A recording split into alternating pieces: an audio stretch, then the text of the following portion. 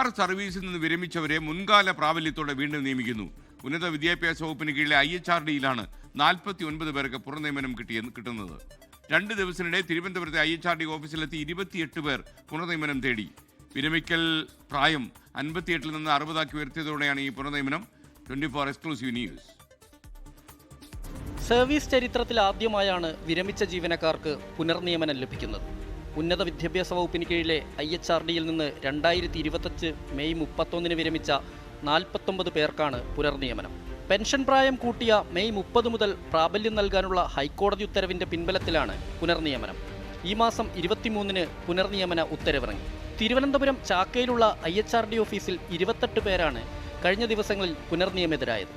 ഓർഡറിൻ്റെ കോപ്പിയും ഞങ്ങളുടെ റിക്വസ്റ്റും കൂടെ കൊണ്ടുവന്ന് ഇവിടെ ഡയറക്ടർക്ക് സമർപ്പിക്കാനാണ് ഞങ്ങൾ വന്നിട്ടുള്ളത്. അത്രയേ ഉള്ളൂ. വേറെ ഒന്നുമില്ല. ഞങ്ങൾ സമർപ്പിച്ചിട്ട് അപ്പോൾ അതിനകത്ത് ആ പ്രൊസീഡിങ്സിനകത്ത് പറയുന്നുണ്ട് ഉത്തരവനുസരിച്ച് എവിടെയാണോ പ്രവേശിപ്പിക്കേണ്ടത് അതിൻ്റെ പ്രൊസീഡിങ്സ് ഇറക്കേണ്ടത് ഡയറക്ടറാണെന്നും ഡയറക്ടറിന് പ്രത്യേകം ചുമതലപ്പെടുത്തിയിട്ടുള്ള ഓർഡർ സഹിതം ഞങ്ങളുടെ റിക്വസ്റ്റും കൂടെ വെച്ച് ഡയറക്ടർക്ക് സമീപിച്ചിട്ട് ഞങ്ങൾ തിരിച്ചു പോകും. ഗവേണിംഗ് ബോഡി ചേർന്ന ശേഷമാകും പുനർനിയമനത്തിന് IHRD അംഗീകാരം നൽകുക. പുനർനിയമനത്തിനെതിരെ സർക്കാർ അപ്പീൽ നൽകാതെ ഒത്തുകളിച്ചെന്നാണ് ആക്ഷേപം.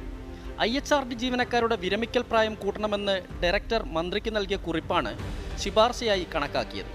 വിരമിച്ചവരുടെ ഒഴിവുകളിൽ സ്ഥാനക്കയറ്റം നൽകുകയും പ്രിൻസിപ്പൽമാരെ നിയമിക്കുകയും ചെയ്തിരുന്നു.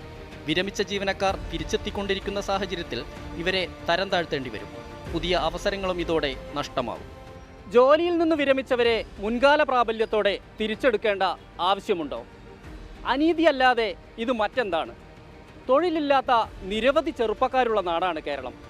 അവരോട് നീതി കാണിക്കുകയാണ് സർക്കാർ ചെയ്യേണ്ടത്.